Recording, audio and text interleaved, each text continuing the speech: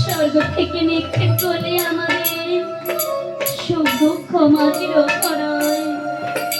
তাই বলে দিন দেব, আপনার এই অভিশাপ হতে আমরা কবে মুক্ত পাবো?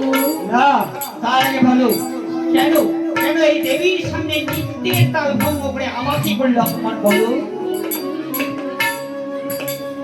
প্রভু, যখনই আমরা নৃত্য করছিলাম ওই দেবীর কাল দৃষ্টিতে আমাদের চিত্ত ছন্দহারা হয়ে গেছে প্রভু। তাই আমরা আমাদের শরীরকে আয়ত্তে রাখতে পারিনি প্রভু। তবে বলে দিতে আপনার এই অভিশাপ হতে আমরা কবে মুক্ত পাবো। তাহলে তাহলে কি আমি ভুল করলাম? না না, ওরে আমার স্বর্গের শ্রেষ্ঠ নর্তকী অনিরুদ্ধ উষা, ওরে ওরে আমার অভিশাপ তো কখনোই ব্যর্থ হবে না রে। তোমাদের অবশ্যই জন্মগ্রহণ করতে হবে ওই মর্তভূমির কাছে। আমরা তাই করবো প্রভু। পদ্মা করুণায় মায়াজাল করিয়া বিস্তার অনিরুদ্ধ উষাকে নিয়ে যাচ্ছে এই মর্তভূমির মাঝে। যাদের কারো উপযুক্ত প্রতিকার আর নইলে শিব নামে তোমায় আমি পরিবার করা।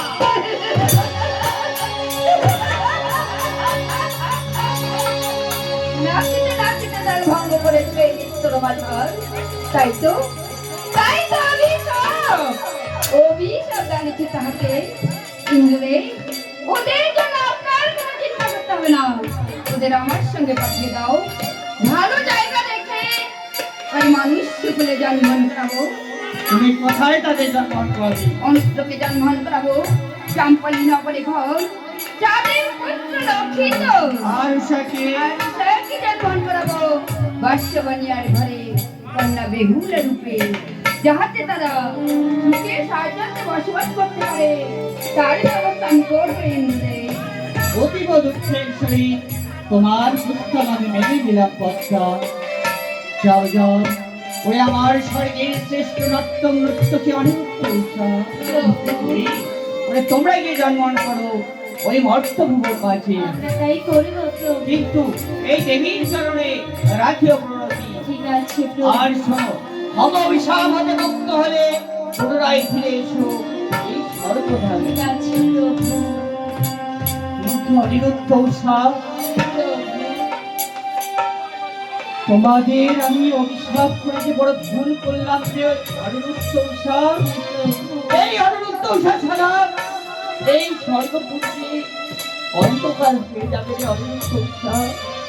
তোমাদের ছেড়ে আমি কিভাবে থাকবো রে অনিরুদ্ধ উষা? কি প্রভু, আমরাও যে আপনাকে ছাড়া থাকতে পারবো না প্রভু। আই খুব তাই যাওয়ার সময় আমাদের হাসি মুখে বিদায় দেবেন প্রভু। আমাদের হাসি মুখে বিদায় দেবেন।